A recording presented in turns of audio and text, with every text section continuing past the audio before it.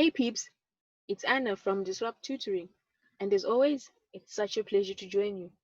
Today we're going to be dealing with the Natural Sciences Matter and Materials Grade 9 question taken from the ECE November 2013 question paper. Let's dive straight in. Now we're looking at question 9 of that question paper, which is based on the experimental setup here at the top of the page. Okay, and the instruction here at the top says study the following experimental setup.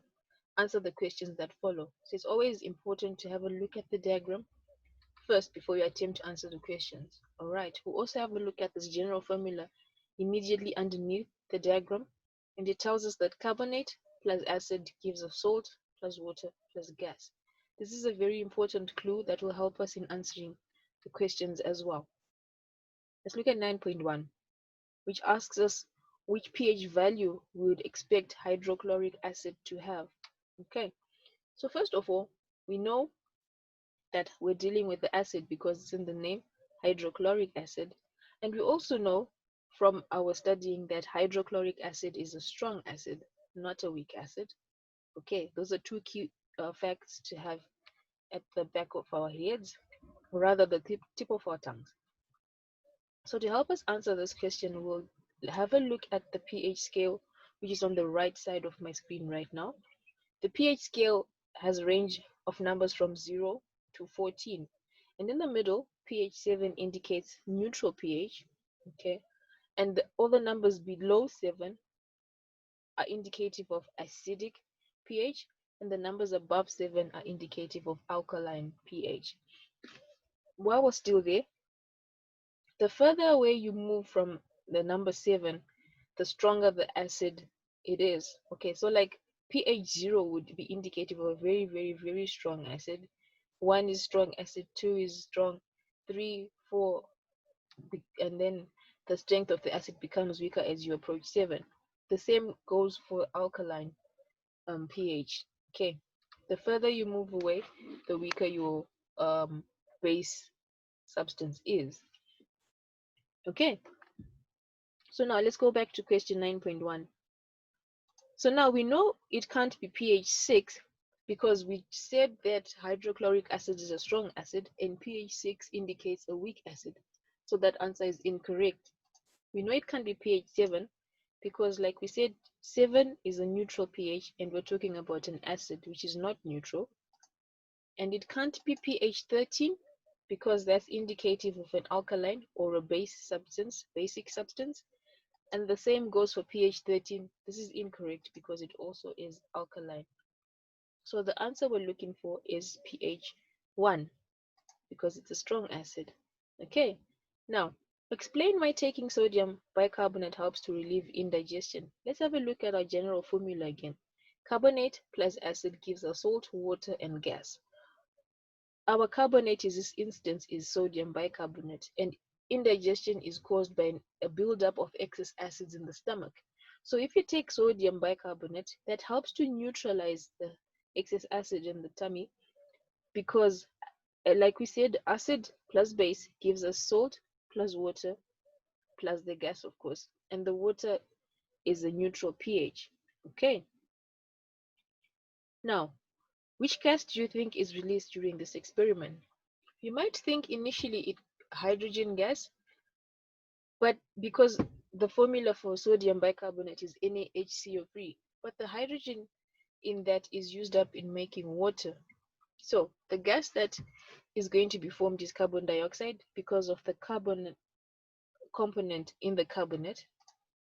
So the gas that is released is carbon dioxide gas.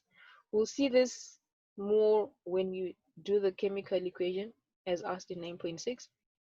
Okay, so 9.4, explain how you test for this gas. This gas being the one you've answered in 9.3, carbon dioxide. So a simple test for carbon dioxide is to bubble it through clear lime water. Okay, now bubbling carbon dioxide through clear lime water turns the water into a milky or cloudy sort of color. So that's how you could confirm the presence of carbon dioxide being released in your experiment. Okay, write down the word equation for this reaction. That's 9.5.